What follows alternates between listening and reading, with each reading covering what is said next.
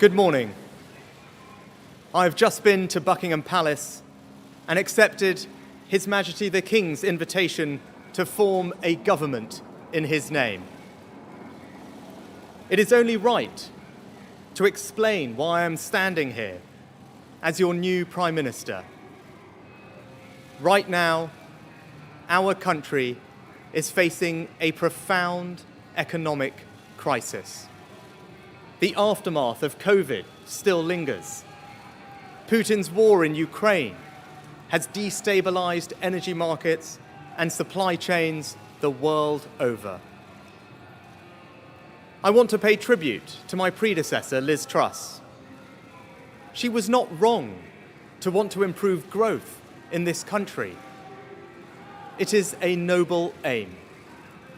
And I admired her restlessness to create change. But some mistakes were made. Not born of ill will or bad intentions. Quite the opposite, in fact. But mistakes nonetheless. And I have been elected as leader of my party and your Prime Minister, in part, to fix them.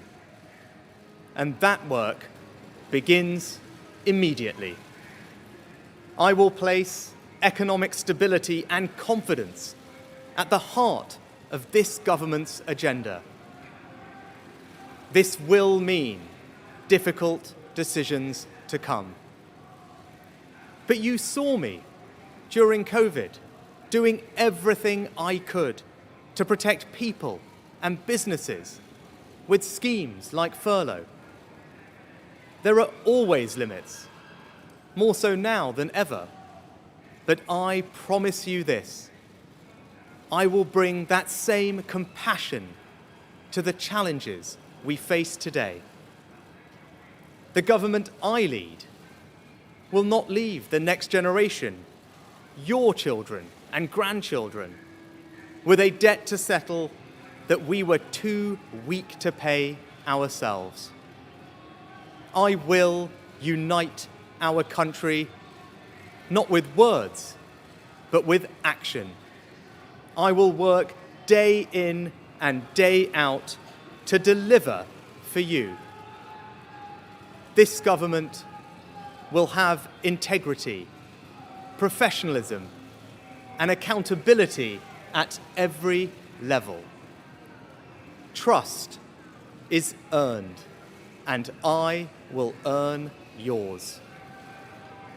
I will always be grateful to Boris Johnson for his incredible achievements as Prime Minister, and I treasure his warmth and generosity of spirit.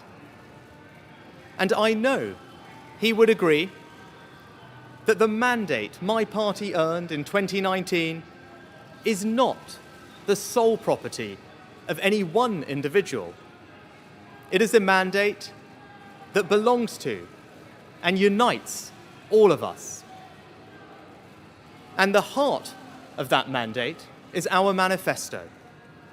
I will deliver on its promise: a stronger NHS, better schools, safer streets, control of our borders, protecting our environment, supporting our armed forces, levelling up, and building an economy that embraces the opportunities of Brexit, where businesses invest, innovate, and create jobs.